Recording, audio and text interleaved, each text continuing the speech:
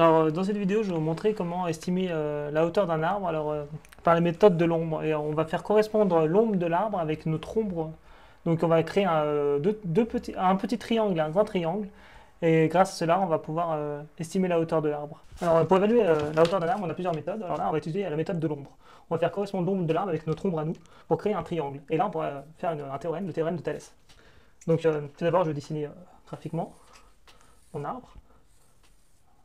Des grosses feuilles là. Mon arbre, le sol. Voilà, l'ombre de l'arbre, voilà, et moi. Alors moi, je fais correspondre mon ombre avec la fin de l'ombre de l'arbre. Donc c'est une estimation, hein, on peut pas être précis à 100%, mais... Donc voilà, j'étais à 3 mètres de l'ombre, et j'ai calculé que la distance totale était de 40 mètres. Voilà. Et moi, je vais connaître cette distance-là.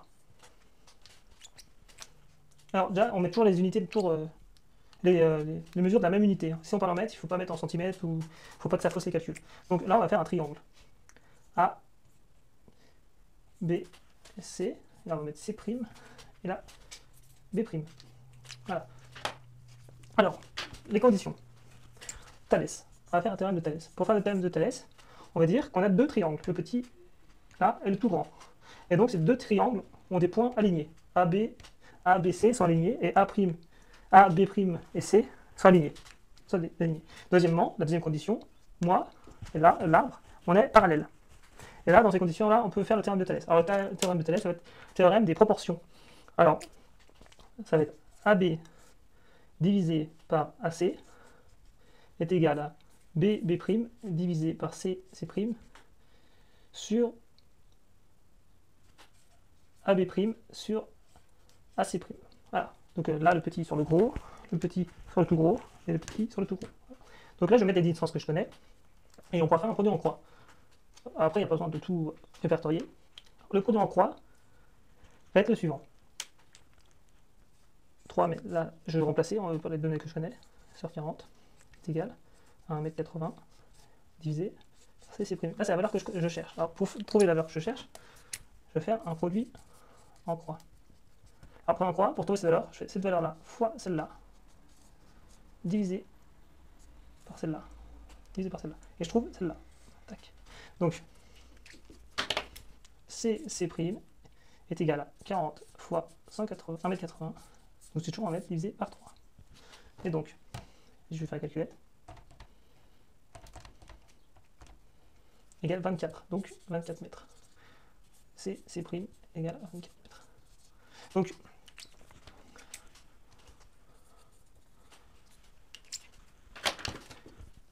on va dire que c'est une approximation, parce que j'aurais pu me tromper entre la distance et mal estimer la distance, mal estimer la fin de l'arbre, la fin de mon ombre. J'aurais pu me tromper en faisant des pas. Donc j'avais déjà une fois comparé avec un mètre. Normalement, j'arrive à peu près bien à estimer les mètres. Bon, là, j'ai dû traverser un petit fossé, donc ça peut fausser un petit peu. On n'arrive pas forcément, lorsqu'on traverse des obstacles ou une haie ou autre, on peut se tromper légèrement. Donc j'avais estimé, si on remplace 40 mètres par 35, par exemple, 5 mètres de moins, l'arbre, la donnée, l'arbre aurait fait 21 mètres, et par 45, ça aurait fait 27 mètres. Donc j'ai une petite erreur. Donc là, concernant l'arbre, c'était un chêne adulte, assez vieux. On voit qu'il est quand même assez imposant, cet arbre. Ça peut faire jusqu'à 40 mètres en milieu européen, occidental, un arbre. Donc entre 20 et 40 mètres. Donc je suis pas du tout, c'est pas du tout une aberration. Je suis pas tombé sur 100 mètres ou 5 mètres. Deuxièmement, j'ai déjà coupé des arbres qui faisaient 17 mètres, 20 mètres, et ils étaient légèrement plus petits. Donc pour moi, qui dépasse 20 mètres, qui soit à peu près 25 mètres, 24-25 mètres, ça ne m'étonne pas du tout. Peut-être que l'arbre, je pense, est un tout petit peu plus grand de 24 mètres, peut-être à 27, peut-être 27 mètres. Je peux peut-être faire une approximation. Donc pour que les calculs soient plus précis, il faudrait faire un mesure au laser, mais c'est assez difficile car il faut des lasers assez puissants qui puissent travailler en plein jour. Donc la plupart des lasers, c'est des lasers qui sont utilisés dans les maisons où il y a une plus faible luminosité. Pour avoir des lasers extérieurs, c'est déjà des lasers plus dangereux et qui coûtent beaucoup plus cher. Après, il faut l'ombre, c'est de loin, on arrive bien à voir l'ombre de l'arbre, et plus on approche de la zone d'ombre, moins là, on arrive à la voir. Donc on peut faire des petites erreurs. Donc il y a plusieurs techniques pour évaluer une hauteur d'arbre, mais le terme de Thalès est assez intéressant. et ça permet d'avoir une bonne approximation. Donc là, je vais mettre les conditions pour faire thèse.